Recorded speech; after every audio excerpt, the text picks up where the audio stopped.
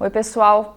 Jornalismo Unisat, que tem o prazer de receber hoje um jornalista premiadíssimo, autor de inúmeros livros, professor também, meu colega na docência, que é o jornalista Chico Otávio.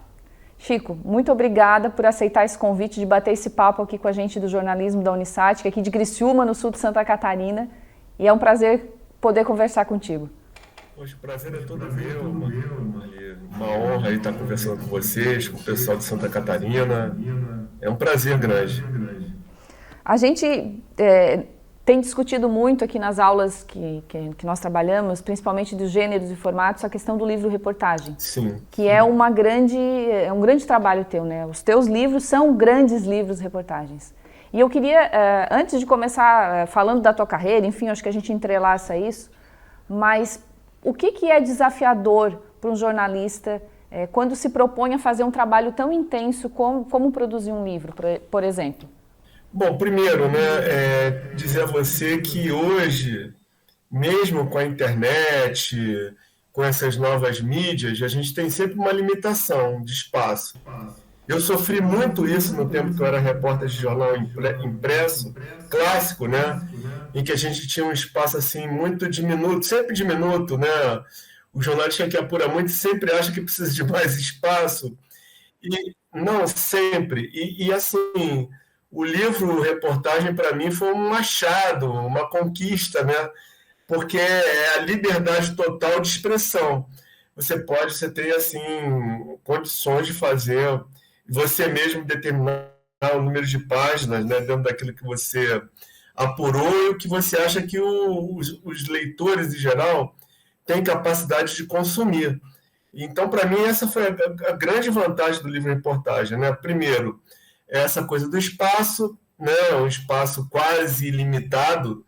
Claro que tem um limite, você tem que ser razoável naquilo que você está entregando, e outra possibilidade bacana é de você amarrar toda uma história que sai picotada numa determinada cobertura, né? Como aconteceu, por exemplo, com o caso Marielle.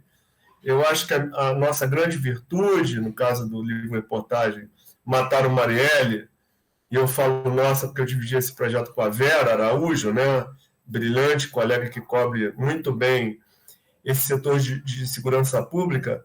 A grande vantagem foi poder amarrar toda essa cobertura e dar a ela um sentido lógico, né? Uma continuidade, e oferecer para o público a possibilidade de entender toda a história de uma maneira mais clara. Isso que para mim é a grande vantagem. Uhum. Ô Chico, você começa a carreira em 1985, então ano que vem... Tá me entregando, né, Marli?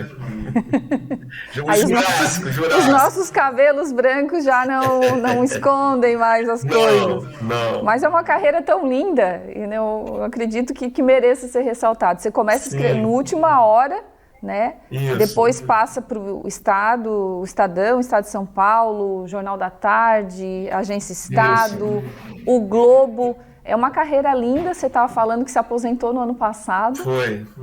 E o que dessa tua trajetória, né? Você já deu uma pincelada que trabalhava muito, tinha limitação no impresso do tamanho, né? Mas o que você traz de bagagem, de práticas, enfim, que hoje você continua aplicando até na própria construção desses livros? Não, primeiro ponto, né? É essa beleza do jornalismo.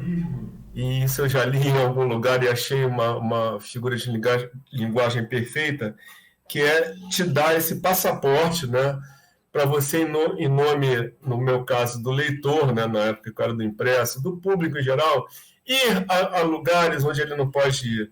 Então, assim, é uma aventura, né, porque todo dia você está em contato com coisas diferentes. Por exemplo, ontem, literalmente, eu fui debatedor numa feira literária em Petrópolis. Estavam lá Conceição Evaristo, né, a Carla. Então, assim, todo dia você está em contato com pessoas que estão te trazendo coisas novas, histórias novas, visões novas. Há muitas viagens para lugares que você, como turista, jamais iria, né? Então, para mim, essa descoberta diária, né? essas revelações que acontecem a todo instante na sua vida de repórter, para mim, essa aventura da reportagem que é o grande barato da profissão. Não tem nada que apague isso, né? Gente, isso que é uma das coisas mais encantadoras. Exato, claro que todas as profissões são muito bacanas, todas, entendeu?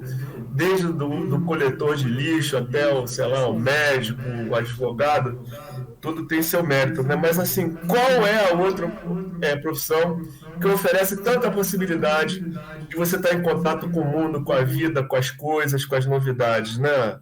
Eu acho que só a reportagem, sinceramente. É verdade. E que oportunidade, que privilégio que nós temos como jornalistas de poder encontrar essas pessoas das profissões mais humildes, as mais diferenciadas, e poder contar essas histórias, né? Nós somos muito privilegiados, realmente. Ô Marlene, você me pergunta assim, tá, mas e hoje, né? O que você traz assim de aprendizado? Cara, eu acho assim, meu maior ganho, minha maior conquista nesses mais de 30 anos de profissão é a minha lista telefônica, entendeu? É hoje estar no celular. Juro. Eu ia perguntar se você tem agenda física ainda ou se a tua agenda está no telefone. Nessa mudança que eu fiz, eu joguei fora com o coração partido, né? Mas hoje está tudo no celular e, assim, isso é fundamental na vida do repórter, né? Uhum. Você tem um problema, tem uma catástrofe natural, infelizmente, acontecendo aí no estado vizinho, o Rio Grande do Sul. Você vai achar no caderninho um cara que é especialista em meteorologia, um cara que trabalha com aquecimento global, com ação humana no território. Então, a cada instante, né, Madonna, aí você vai encontrar um crítico de música que você conheceu lá atrás, que te respeita, que está disponível para você, entendeu? Isso é muito legal, sabe? Essa chance que você tem de acionar as fontes quando as questões se apresentam. Eu acho que talvez esse seja o meu maior ganho nessa altura do campeonato. É verdade. Ter esses contatos, tudo isso faz a diferença até na hora da gente produzir o nosso conteúdo, enfim, produzir o material. Só assim, e não é uma coisa de você, me passa o telefone e tal, não. É uma relação que você constrói, né? Exatamente. Que não significa um comprometimento. Não, é de respeito, né? Exatamente, perfeito. É de respeito entre fonte e o jornalista. Posso falar mais uma? Claro. Esse livro, né, que é da Livre, eu lancei agora na segunda-feira com a Isabela Palmeira, e estiveram lá na noite de autógrafos. É a história do Gladson Acácio dos Santos, o faraó dos bitcoins, um dos maiores golpistas de pirâmide disfarçado de Bitcoin da história do Brasil. Estiveram lá o delegado que investigou, que por acaso é o mesmo delegado do caso Marielle, estava lá, a advogada do Gladson também estava lá, um dos líderes do movimento dos lesados e uma ex-repórter do Fantástico que foi meio pivô dessa história, porque foi ameaçada por ele. Então, você vê, isso que eu acho legal, né? Você ser repórter plural, né? E trazer todo mundo de posições diferentes para uma noite como essa. Desculpe te interromper. Não, imagina. Eu ia te perguntar disso, que o mais novo livro que vocês estão lançando, né? Você e a Isabela Palmeira, é esse, que é da Livre. Isso, que é da Livre, recente. A história de Gladson Mirelli e faraós dos bitcoins. Você quer que eu fale?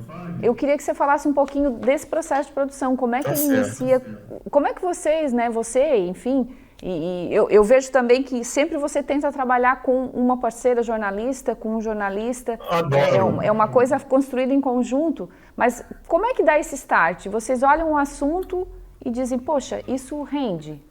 Como é que acontece isso? Isso, no caso do Gladson, né, eu comecei a ter contato com essa história como repórter, porque quando saiu a operação da Polícia Federal chamada Criptos, Operação Criptos, de agosto de 2021, que prendeu o Gladson e os outros comparsas desse golpe, menos a mulher dele que já estava morando ou teria fugido para os Estados Unidos, né? Todos os jornais, todas as mídias deram muito espaço nessa cobertura, muito, né? E aí eu comecei a ter contato, comecei a me interessar, entender, digamos assim, a lógica, e radiografar esse golpe. E a história foi crescendo, né? Chegou um momento que eu, como aconteceu em outros processos anteriores, eu percebi que era um tema grande demais para ficar disperso numa cobertura diária. E fora o fato também, juro, Marli, foram aparecendo outros casos, um atrás do outro, inclusive lá em Curitiba, aí perto, né, mais ou menos, onde atuava o sheik dos bitcoins, né, Francisley Valdivino da Silva. O mesmo golpe, isso é uma lógica dos piramideiros, né? Você pegar um ativo que ninguém conhece direito, ninguém sabe muito bem o que é, e a criptomoeda era a bola da vez, né? Para, digamos assim, você vender um produto que estava, digamos assim, como uma espécie de cortina de fumaça para uma pirâmide que estava atrás, né? Então, eu vi que isso era uma espécie assim de epidemia no Brasil, que ia do sul ao norte do país, né? E que o caso mais emblemático em termos numéricos, em termos de valores, valores desviados e tal, era esse da região dos Lagos do Rio de Janeiro, que arrastou para dentro do esquema quase 90 mil pessoas. Hoje ele é o maior processo de falência em andamento na Justiça do Rio de Janeiro. Nossa. Então, todos os Que horror. Que horror. E você tem também, agora vai lançar um novo livro recente, né? Você está com um no forninho, digamos assim. Queria que você falasse um pouquinho também. Para te dizer o seguinte, esse livro, o Queda Livre, ele não é apenas um livro que conta como é que foi aplicado um golpe, né? Ele, digamos assim, se aprofunda nos personagens, né? Mostra a origem de cada um, especialmente do casal, ela venezuelana, ele, um ex-flanelinha, ex-garçom que foi criado na Cidade de Deus. Como é que essa química funcionou tão bem, né? E mais do que isso, acho que aí é uma coisa que tem de mais legal no livro, né? Por que as pessoas se deixam enganar? Que motivações, né? Que, digamos assim, argumentos são apresentados para você atrair alguém para uma pirâmide? Isso está muito bem descrito no livro. Vale a pena, não é porque a gente fez não, mas está bacana. Ô Chico, você começa a trabalhar ele, né, a partir de 2021, quando surgem esse primeiro caso, essa prisão dele. Isso. E claro que não tem receita de bolo, cada livro você vai construindo ele de uma forma, mas quem que vocês buscam entrevistar? Quais são os caminhos, né, que outros elementos de apuração jornalística vocês trazem ali também? Tem documento, enfim, que outros elementos vocês procuram para construir esse texto, essa grande reportagem? Né? Marli, o documento básico é o relatório da Polícia Federal, o relatório final da Polícia Federal sobre a Operação Cliptos, né? A gente está falando de um documento que no total deve ter quase 500 páginas, né? É um livro, né? Com todos os elementos, o resultado da transcrição, da quebra de sigilo telefônico, fiscal, bancário, está tudo lá. Então tem esse lado aí, que é o lado do processo, do caso penal, etc. Então, isso, digamos assim, foi uma referência importante, talvez a referência mais importante do livro. Mas eu conversei com os investigadores, eu conversei com os membros do Ministério Público Federal que cuidaram do caso, né? Por acaso os mesmos, né, da Lava Jato Rio, não Paraná, Lava Jato Rio. Então, como eu já te disse, eu tinha uma história anterior, né, uma relação de confiança e tal, mas conversei também com os advogados dos dois personagens principais, do Gladson e da Mireles. Conversamos com muitos dos investidores. Gente, fomos a Cabo Frio, que é o epicentro desse golpe, fomos lá, Isabela e eu, né, para ouvir as pessoas que conviveram com o Gladson, que viram ele crescer, que viram ele entrar nesse negócio, como é que foi tudo isso. Eu conversei com parentes do Gladson, chegamos a falar com ex-empregados da casa, falamos com todo mundo, menos com os dois.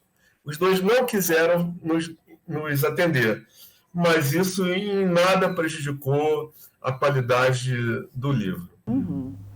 Eu imagino. E eu queria ver de ti também isso, né? O que é mais difícil? É fazer essa coleta de dados, porque é um volume muito grande, né? De gente que vocês têm que entrevistar, de apuração, enfim. Ou depois sentar e organizar essa quantidade toda de informação? Gente, eu acho que nesse caso, né, cada livro tem uma dificuldade própria. Eu acho que basicamente nesse caso aí, fazer as pessoas falarem, cara. Porque é impressionante o perfil desses clientes. Porque eles acham que, como a operação da Polícia Federal aconteceu quando o esquema ainda estava vigente e o Gladson estava pagando lá o rendimento em dia, eles acham que houve assim uma espécie de conspiração, olha bem, que envolve o Bispo Macedo da Universal, com os grandes bancos, o sistema financeiro, Bradesco, Itaú, Santander, e mais a TV Globo e por aí afora. Uma doideira, sabe? Nossa, bem teoria da conspiração Muito mesmo. teoria da conspiração. Então todo mundo é muito desconfiado, todo mundo tem medo de jornalista e tal. Então a maior dificuldade foi fazer essas pessoas, sejam elas ex-sócios, clientes, vizinhos do casal e tal, essas pessoas falarem. Foi a nossa maior dificuldade. E já aproveitando isso, no livro, né, Mataram Marielle, qual que tu acha que foi a maior dificuldade de vocês? Aí, como eu te disse... Que aí é uma outra história totalmente diferente. É circular nos lugares onde estava essa história, né? Porque desde o primeiro momento eu estava em casa, eu me lembro, acho que era uma noite chuvosa, eu estava em casa quando recebi essa dramática, triste, horrorosa notícia, né? E desde o primeiro momento, assim, pela característica, na boa, eu pensei, tem PM no meio. Tem PM no meio, entendeu? Porque esse tipo de crime, você pode olhar para todos eles, esse crime planejado, tem PM, tem Polícia Militar do Rio de Janeiro no meio, não deu outra, né? Então, assim, o diretor de redação, eu não era um repórter especializado em cobertura de segurança pública, mas aí formamos uma dupla, Vera Araújo e eu, ela muito experiente, né? E eu tinha mais uma experiência desenvolvida na área política, então perfeito, porque era um crime que tinha esses dois desdobramentos, né? Tinha esse lado político e tinha esse lado policial. Então juntamos as nossas expertises para cobrir. Eu fiz o tradicional plantão de portas de delegacia, né, junto com a Vera, e aos poucos a gente foi chegando, conquistando, amealhando a confiança de quem estava cuidando dessa investigação, mas aí veio um ponto fundamental, Maria. Nós dois fizemos um pacto, sabe, que é assim: não vamos depender de investigação oficial. Vamos ter ela, vamos olhar com atenção para essa investigação, né? Mas nós, na medida do possível, dentro dos nossos limites legais, éticos, físicos, etc., vamos ter a nossa própria apuração. E foi o que aconteceu, e juro para você, nossa reportagem fez a polícia mudar o rumo da investigação. De boa. Estavam indo para um caminho, depois que a gente detonou esse caminho, eles seguiram o outro caminho, que era o certo. Quem não teve a oportunidade de ler o livro, eu já li todas as configurações ali, os personagens que agora, né, aparece muito mais claro para a sociedade, vocês já trazem todos ali. o caminho que vocês traçam é... Circulando para esses lugares de carro blindado. A Verinha é muito mais corajosa do que eu. Muito mais. Mas tem que tomar cuidado realmente. Nossa, nessas gente. áreas, né? Tem que tomar cuidado. Vera é uma figura. Quando sai agora, recente, né, as informações, digamos que a Polícia Federal apura do caso Marielle, enfim, que mostram que vocês já tinham apontado ali, para vocês teve alguma surpresa? Alguma informação nova eles trouxeram? Zero surpresa para mim. De boa, zero surpresa para mim. Tanto é que quando saiu o resultado, eu já tinha um texto pronto, né? E olha, eu vou te falar, Marli, ninguém me vazou nada. Eu já sabia que era esse caminho, porque não tinha outro, entendeu? E mostrando, inclusive, o grau de conivência, de comprometimento das autoridades que, em tese, deveriam ter investigado. Sim. Essa parte é uma questão extremamente triste. Até a gente que assim, não está envolvido, né? Nós não moramos no Rio, a gente está bem longe, mas a gente que lê e que entende a dimensão do problema fica muito tocado com a situação que de fato está acontecendo. Você vê, né? Se você olhar com atenção para as delações, né, dos dois executores, especialmente do Elcio Queiroz, que é o motorista do carro que abordou a Marielle, né, o famoso Cobalt, você vai perceber assim, eles não esperavam essa repercussão. Eles imaginavam assim, olha, nós já pagamos propina para a polícia acochambrar os nossos crimes, né? A gente tem essa rede de proteção. E mais, tem uma lista aí de políticos assassinados e nada aconteceu no Rio de Janeiro, né? Toda morte de político ficava meio impune e tal. Então tá tudo certo, mas Marielle vai ser mais uma na cabeça dele. Eles não esperavam, entendeu? Tanto é que eu acredito que em algum momento aqueles policiais, eu não digo todos, eu estou sempre tomando cuidado, não quero generalizar, eu acho que tem gente séria e tal, mas aqueles policiais comprometidos com essa rede de proteção, a milícia, contravenção e tal, num dado momento, sei lá, Marielle virou a estampa dela na porta da prefeitura de Paris, né? Grandes nomes do cinema internacional assinaram um manifesto e tal. A partir desse momento, os caras falaram assim, olha, não dá mais para mim. E deixaram os caras à deriva. Entendeu? Olha, eu sei que você me paga uma propina, eu sempre acobertei você, mas esse caso não, gente. Se virem. E foi o que aconteceu, eu não tenho dúvida. Por sorte, ganhou essa reverberação, senão seria mais um caso entre tantos outros que cairia no esquecimento. Esse caso só chegou a esse resultado porque teve muita pressão social o tempo inteiro, né? Até hoje, né? Ô Chico, você é autor também do livro Os Porões da Contravenção, que conta um pouquinho da história do Jogo do Bicho. O que fez também com que isso te levasse aí a virar consultor da série. Esse livro inspirou parcialmente 2 séries, né? Fico até orgulhoso. É o livro meu livro de maior repercussão, e aqui eu quero render homenagem póstuma ao meu grande amigo Aloysio Piara, que infelizmente a Covid levou antes da vacina chegar. Uma figura assim enorme, um cara, um brilhante jornalista, um coração imenso, um cara muito bacana, né? E foi meu parceiro nessa série. No meu caso, né? Ontem até nessa feira literária eu falei disso. Um grande divisor de águas na minha vida profissional foi ter feito várias entrevistas com um ex-torturador da ditadura militar chamado Paulo Malhães, Dr. Pablo,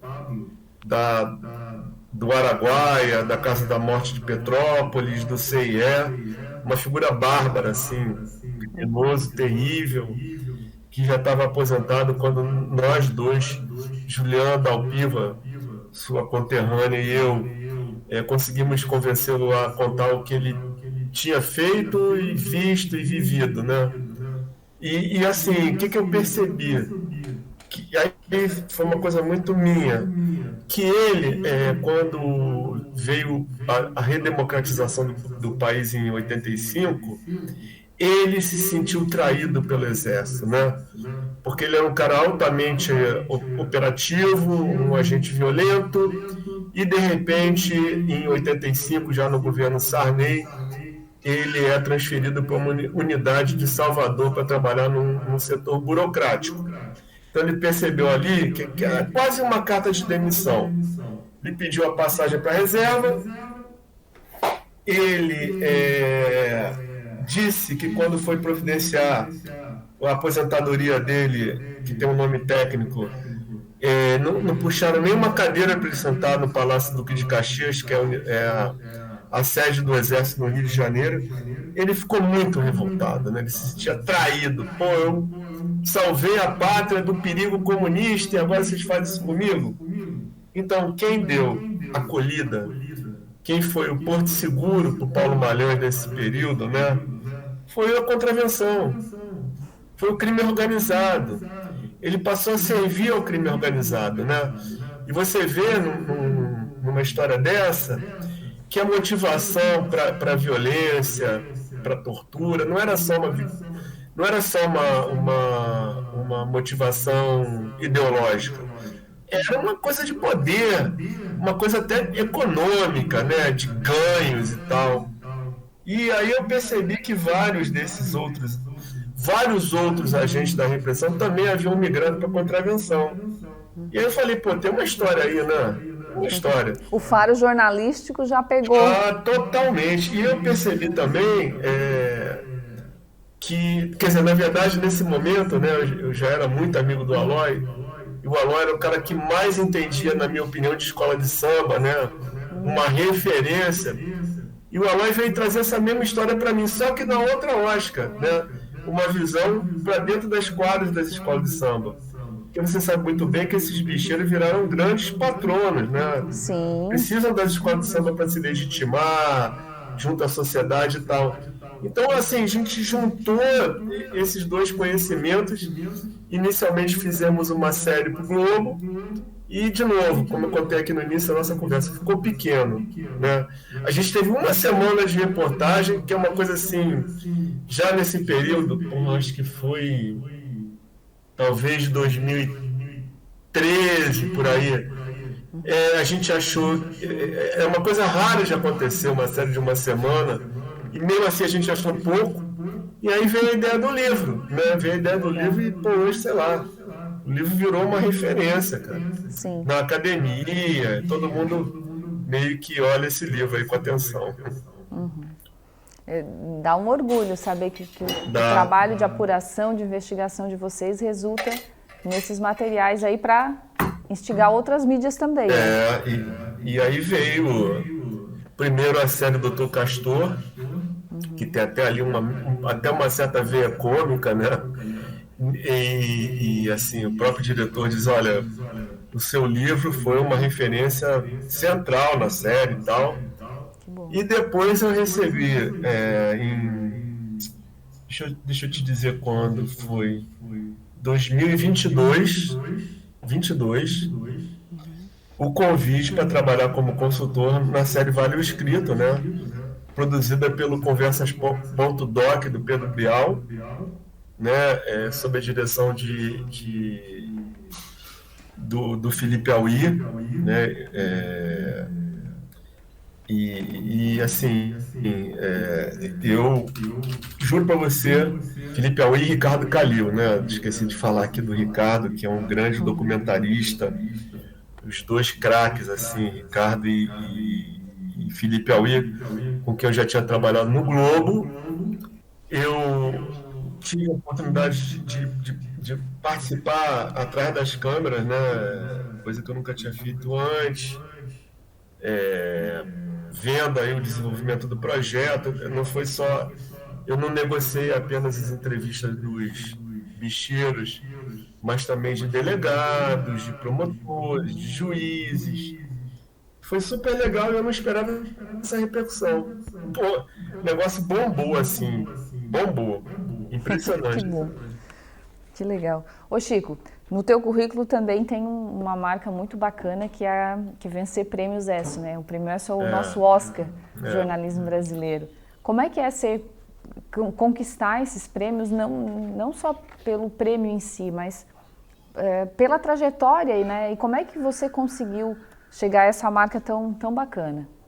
Cara, eu acho assim, né? Primeiro, agradecer aos meus editores, de boa, porque hoje, numa rotina assim tão imediatista, tão, digamos assim, de redações enxutas, em que a pauta do dia a dia acaba prevalecendo, né? A chance que eles me deram de aprofundar, né? Eu tive essa chance. Eu não posso reclamar, né? Eu não posso de jeito nenhum reclamar das oportunidades que eu tive na vida, né? Uma vez um colega me disse assim: Chico, você é um abençoado. Mas eu também, assim, não é por acaso. Você tem que encher o saco do teu editor, ficar ali todo dia pedindo chance para ele, para te tirar da pauta e te deixar mais livre para aprofundar no assunto, né? Porque eu acho que é esse tipo de jornalismo que faz a diferença, né? É claro, assim, na cobertura de um problema como esse, que infelizmente o Rio Grande do Sul está vivendo, né? A gente vê uma profusão de matérias, mas, de certa forma, essas matérias se repetem nas mídias, né? Você vai encontrar uma matéria no UOL, que é bem parecida com a matéria do G1, e por aí afora.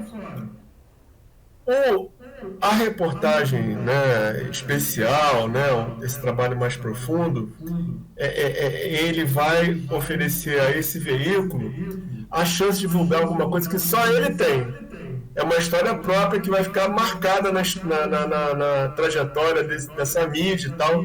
E eu acho que os meus editores tiveram essa feliz visão, né, de me dar essa oportunidade mediante muita insistência também, sabe?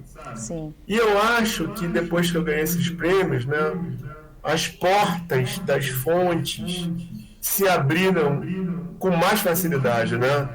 Para além da questão egóica que você falou, opa, olha aí que legal, prêmio esse e tal. Mas tem essa coisa também de legitimizar ainda mais o teu trabalho de repórter, especialmente nessa luta diária pelo convencimento das fontes. Esse foi o meu melhor ganho. Certo. Que bom.